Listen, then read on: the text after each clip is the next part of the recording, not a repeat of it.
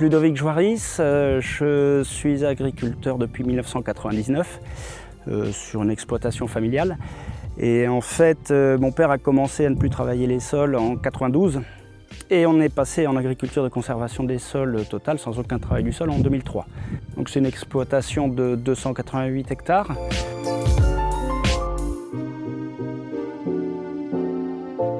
Alors en fait, c'est la deuxième année où je teste ça, des associations de culture. L'année dernière, j'ai testé avec des pois fourragers de printemps, plusieurs trucs, c'est-à-dire pois et févrole, pois avoine, pois orge de printemps. Donc je me suis recentré cette année sur un mélange pois-févrole qui va être un peu plus facile à désherber, parce qu'on met le désherbage classique. Alors après, là on a c'est des févroles d'hiver avec des pois d'hiver.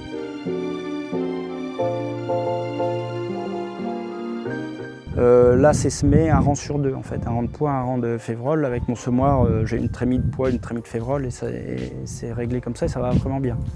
Donc je me suis retrouvé, je crois que j'ai semé à 25 grains au mètre carré de févrole d'hiver.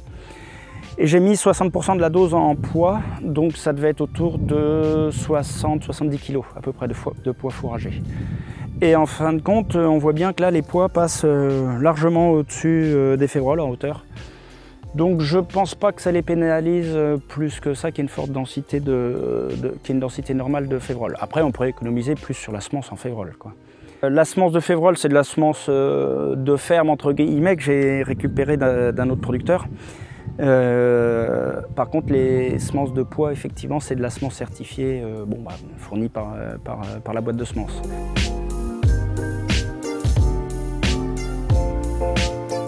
J'ai rien modifié.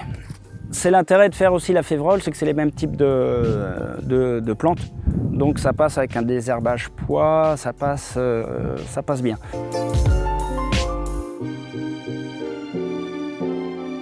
Le gros intérêt en fait de cette association, c'est pour la récolte des pois, c'est surtout le rôle tuteur de la févrole. Une facilité de récolte vraiment très très intéressante, à tel point que comme le pois passe au-dessus de la févrole, il aurait même fallu des fois une scie à colza sur le côté pour arriver à couper les pois, tellement ils étaient vraiment exubérants, enfin vraiment très bien. Et surtout avec en sol de semi-direct, quand on ne travaille jamais les sols, on est au bord des bois, on a souvent des sangliers, on a des taupes, on a tout ça, donc on n'a pas des sols très très égaux. Des pois, c'est un peu problématique, on mange beaucoup de terre avec la moissonneuse. Un autre effet découvert, c'est l'étouffement des mauvaises herbes. C'est bien plus important que des pois seuls ou des févroles seuls en fait. Comme il y a beaucoup de végétation en hauteur, ça capte toute la luminosité, je pense. Et voilà, en dessous, c'est beaucoup plus propre avec le même désherbage qu'un pois en pur comme on peut voir derrière. Même si c'est pas trop mal, c'est plus efficace.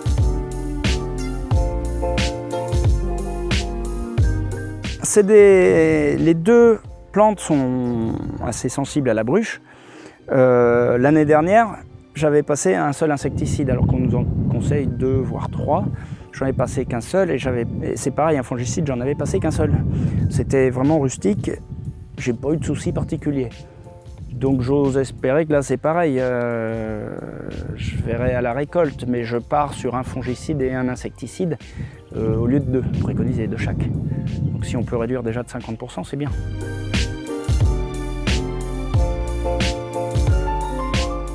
L'année dernière, c'était limite, mais ça allait. Mais l'année dernière, c'était plus sur des pois et févroles de printemps. Cette année, sur celle d'hiver, je pense que les févroles seront mûrs avant les pois. Quelque part, ça ne me gêne pas trop parce que ce sont les pois vraiment qui sont les plus importants là-dedans, avec le contrat.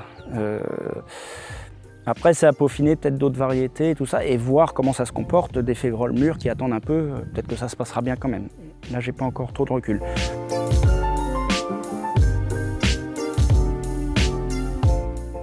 Après, c'est pareil, au niveau de la récolte, va falloir que je passe au séparateur tout ça. Ça se passe pas trop mal. Bon, même s'il y a un petit peu de poids qui reste avec des plus petites févroles, à la rigueur, moi je peux les valoriser en ressemant ça en couvert.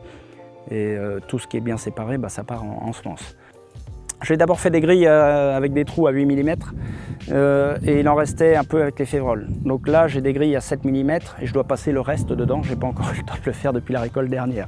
Donc je dois faire ça au mois de juin. Mais je dois pouvoir en récupérer encore pas mal. Donc ouais, 2 passages, mais ça se trouve si je mets directement 7 mm, je peux le faire en un passage. Après idéalement il faudrait investir dans un séparateur rotatif.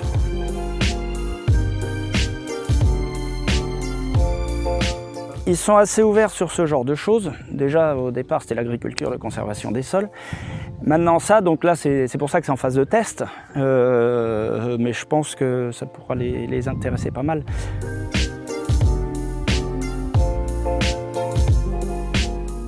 En plus, surtout, le séparateur. C'est vraiment ça qui va... Le séparateur a un peu le temps pour s'occuper de tout ça. C'est vraiment la partie séparation des deux.